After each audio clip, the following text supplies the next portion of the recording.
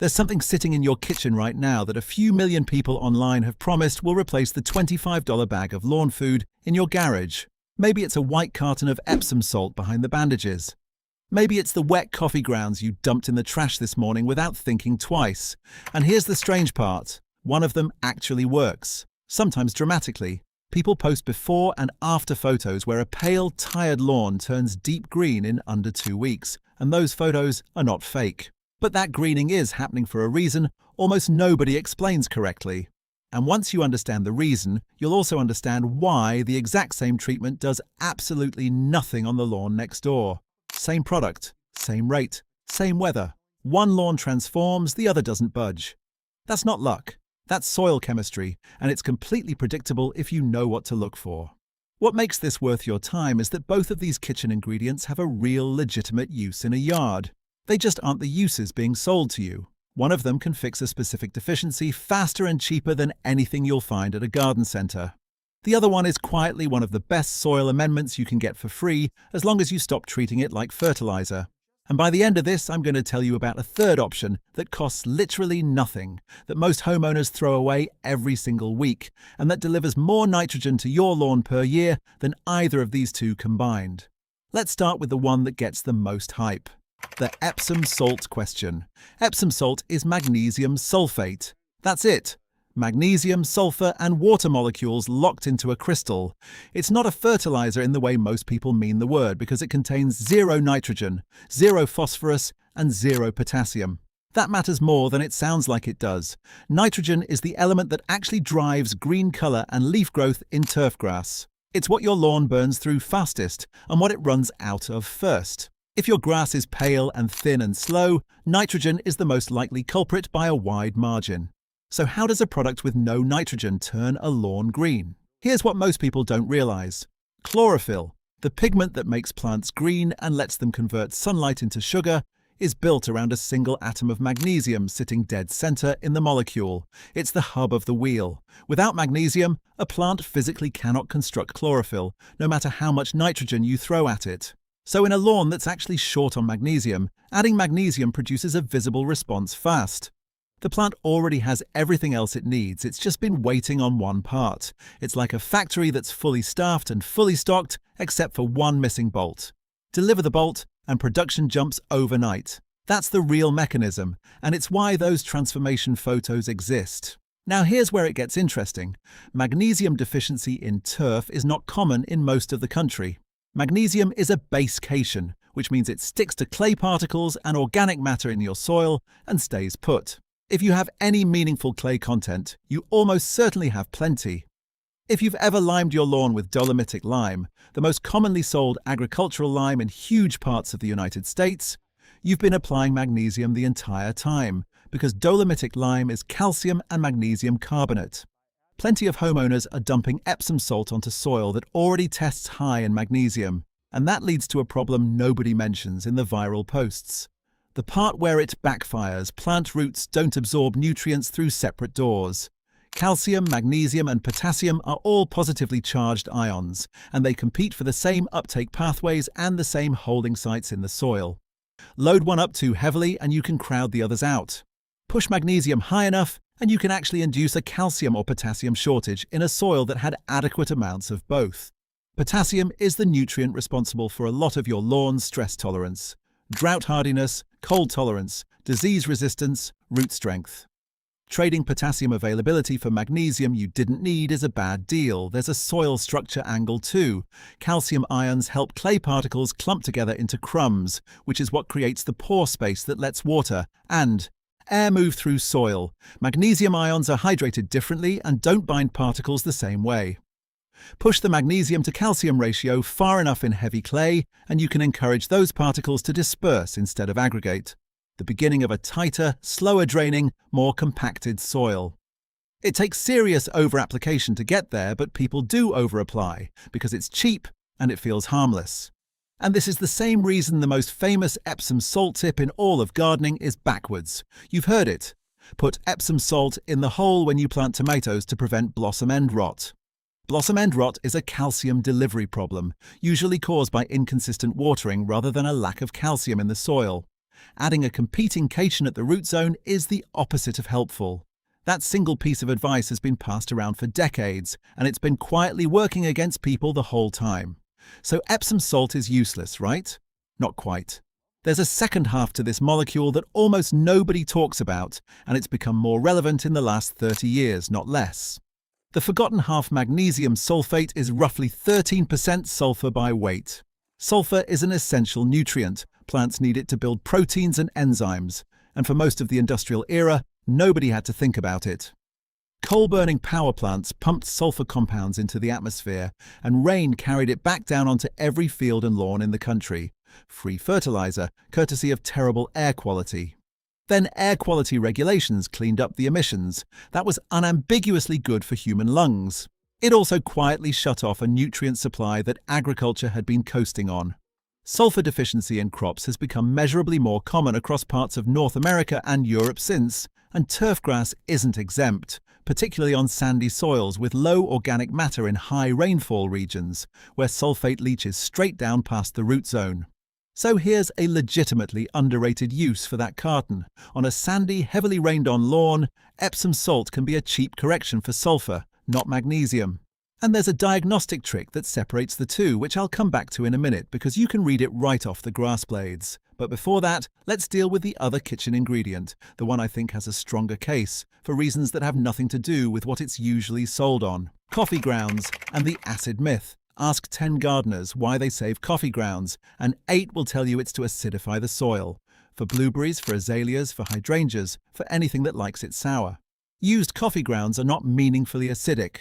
Coffee itself is acidic, yes, but the acids in coffee are water-soluble, which is the entire point of brewing. You extracted them, they went into your cup, and then into you. What's left in the filter typically lands somewhere close to neutral, often in the mid to upper 6s on the pH scale, which is right around where most lawns want to be anyway.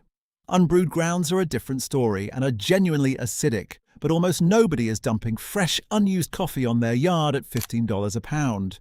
So the single most repeated reason for using coffee grounds is essentially false.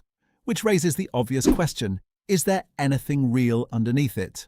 There is. 2 things actually. Spent coffee grounds run around 2% nitrogen by dry weight, plus small amounts of phosphorus, potassium, magnesium, and a range of micronutrients. That nitrogen is bound up in organic compounds, so it isn't immediately available. Soil microbes have to break it down and release it, which means it feeds your lawn slowly over months rather than in a green flush. For turf, slow is usually better. Fast nitrogen produces soft, watery leaf growth that mowers shred and fungal diseases love. The second thing is what those grounds do to the soil itself. They're organic matter with a carbon-to-nitrogen ratio in the low 20s, which is close to ideal microbial food. Earthworms are drawn to them. Worm activity means burrows, and burrows mean water infiltration and gas exchange in soil that might otherwise be tight. On a compacted suburban lawn sitting on scraped builder's subsoil, that biological activity is worth more long-term than any single feeding. So coffee grounds do something real. But that's only part of the story, and the next part is where most people's plan falls apart. The math nobody runs. A standard single feeding of nitrogen for a lawn is about 1 pound of actual nitrogen per 1,000 square feet. At 2% nitrogen, you would need roughly 50 pounds of dry spent coffee grounds to deliver that pound. And because that nitrogen is organic and releases slowly, only a fraction of it becomes available to the grass in the first season. A 12-cup pot of coffee uses about 3 ounces of grounds. Brew one every single day and you're producing somewhere around 5 to 6 pounds of dry grounds per month.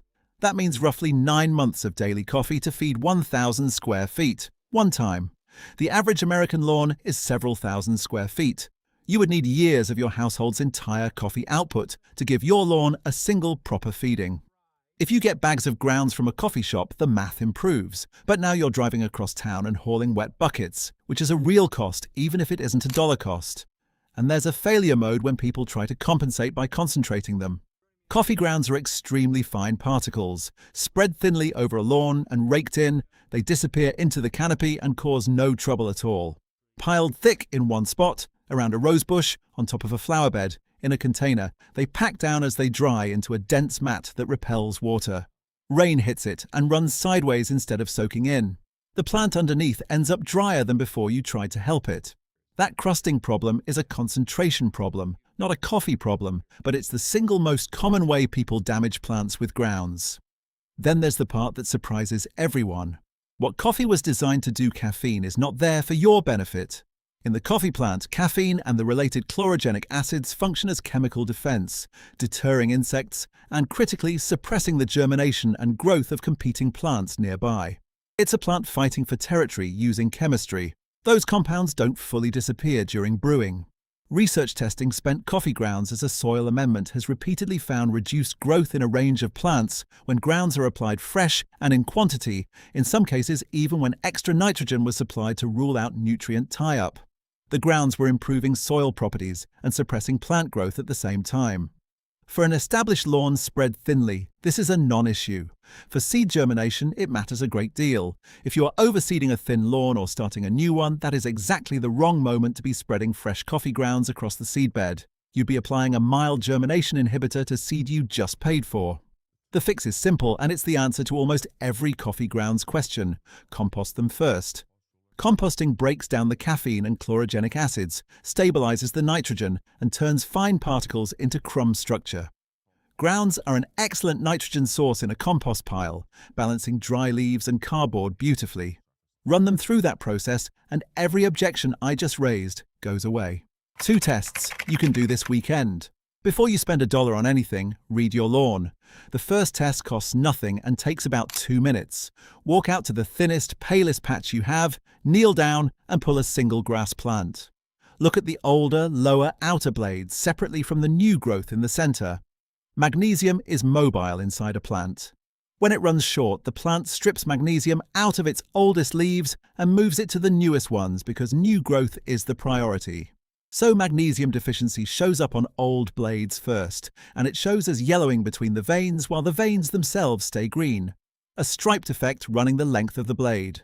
New growth in the center stays green. If you see that pattern, magnesium is a live suspect and Epsom salt is worth trying. Nitrogen is also mobile and it also hits older leaves first, but nitrogen deficiency produces a uniform pale yellow-green across the whole blade with no striping.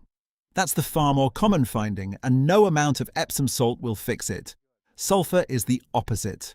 Sulfur is not mobile inside a plant, so a shortage shows up in the newest growth first. The youngest blades come in pale, while the older ones underneath stay noticeably greener. Sulfur deficiency gets misdiagnosed as nitrogen deficiency constantly, and people apply more and more nitrogen with disappointing results. If your new growth is the palest part of the plant, that's your clue, and that's the situation where Epsom salt genuinely earns its keep. The second test settles the coffee grounds question in your own yard. Take 2 identical pots or 2 small patches of the same soil. Mix fresh grounds into one at maybe 1/4 of the volume, leave the other alone, and sow a pinch of fast-germinating seed in both. Radish or ryegrass works. Both sprout within days. Water them the same, keep them side by side, and count sprouts. You will see the allelopathy effect with your own eyes, on your own soil, in under a week. Nobody has to take my word for it. And there's a third habit worth adopting for any lawn treatment: the test strip. Mark off a 10 by 10 section with garden flags, treat only that, and leave the rest untouched. In 3 weeks, the difference will be obvious, or it won't. Most lawn products get credited for improvements that were actually caused by a rain event or a temperature shift, and a test strip is the only thing that separates a real result from a coincidence. Then there's the one measurement that beats all the guesswork: the $20 answer. A soil test from your state extension service or a private lab runs somewhere in the $15 to $30 range and takes about 10 minutes to collect. You pull small plugs from a dozen spots around the yard, mix them in a clean bucket, dry the sample, and mail it in. What comes back tells you your pH, your organic matter, and your actual levels of magnesium, calcium, potassium, phosphorus, and often sulfur in parts per million, with a sufficiency range printed next to each one. That report ends the entire debate for your specific yard.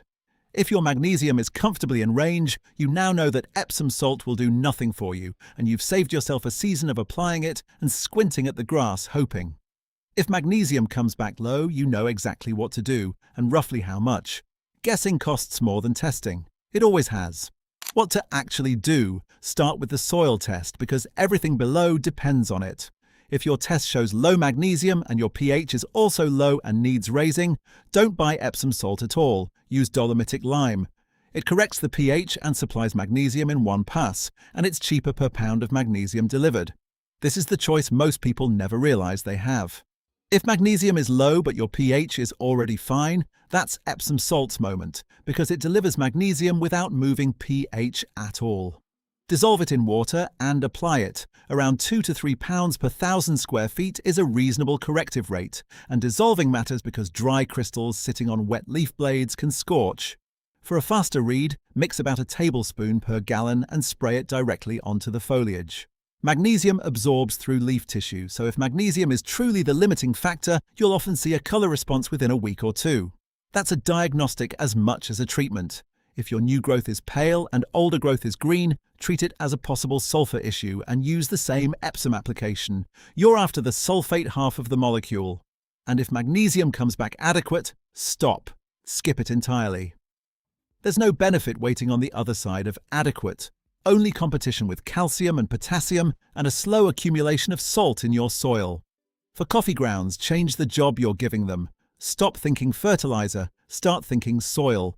Add them to a compost pile as your nitrogen component, layered with dry leaves and shredded cardboard, and apply the finished compost as a 1/4-inch top dressing. That top dressing does something no bagged fertilizer can. It adds organic matter, feeds the microbial community, improves water holding capacity in sand and drainage in clay, and releases nutrients gradually for years. If you want to skip composting, scatter them thin and rake them in, thin enough that you can still see soil and thatch through them, never in a pile, never on a fresh seedbed. And now the free option I mentioned at the start. The thing you're throwing away, grass clippings, are roughly 3 to 4% nitrogen, plus potassium, plus phosphorus, and they're already the exact right chemistry for your lawn because they came from it. Returning them instead of bagging them supplies somewhere in the neighborhood of 1/4 to 1/3 of your lawn's entire annual nitrogen requirement. Free, every week, just by not bagging. Clippings do not cause thatch. Thatch is built from roots, stems and stolons, not leaf tissue, and clippings are mostly water and break down within days. That myth has been sending nitrogen to landfills for 50 years. Do the same with autumn leaves. Run the mower over them a few times and let the shredded pieces settle into the canopy. They break down over winter and feed the soil biology all season. If you want to be efficient about it, return your clippings, mulch your leaves, compost your coffee grounds and top dress with the result, and use a bagged nitrogen fertilizer only to fill whatever gap remains, buying it by cost per pound of actual nitrogen rather than by the picture on the bag. The honest verdict: does $1's worth of kitchen ingredient beat store-bought lawn food? As fertilizer, no, neither one does, and it isn't close. Bagged lawn food exists because it delivers a known quantity of nitrogen in a form grass can use, spread evenly on a schedule. That's a real job, and it does it well. But that framing was always the wrong question because it assumes your lawn's problem is a shortage of nitrogen when a large share of struggling lawns are actually dealing with compaction, drought stress, wrong grass for the climate, mowing too short, or one specific missing nutrient that no general-purpose fertilizer was ever going to address. Epsom salt beats store-bought lawn food in exactly one scenario, when magnesium or sulfur is your limiting factor. And in that narrow case, it beats it decisively for pocket change, faster than anything else on the shelf. Outside that scenario, it's an expensive way to add salt to your soil. Coffee grounds never beat lawn food at feeding grass, but composted and top-dressed, they build the thing fertilizer can't buy: living, structured soil that holds water, resists compaction, and needs less of everything you'd otherwise be purchasing. The real lesson isn't about salt or coffee at all. It's that every lawn product on earth, the dollar kitchen hack and the $50 bag alike, only works when it happens to supply the one thing that was actually missing. Everything else is just expensive optimism. 10 minutes with a soil probe tells you which one you're doing. The best gardeners aren't the ones with the most products. They're the ones who diagnosed correctly before they bought anything. So here's what I want to know. Have you tried Epsom salt or coffee grounds on your lawn? And did you see a real difference? Or nothing at all? Drop it in the comments. And if you saw a change, tell me what kind of soil you're working with. I have a feeling the pattern is going to be pretty obvious. And that's it for today's garden tips and tricks. If you found this video helpful, make sure to hit the like button and subscribe for more gardening tips, lawn care guides, plant care advice, and backyard transformations. Tell me in the comments what gardening problem you'd like covered next. Thanks for watching, and I'll see you in the next video. Happy gardening!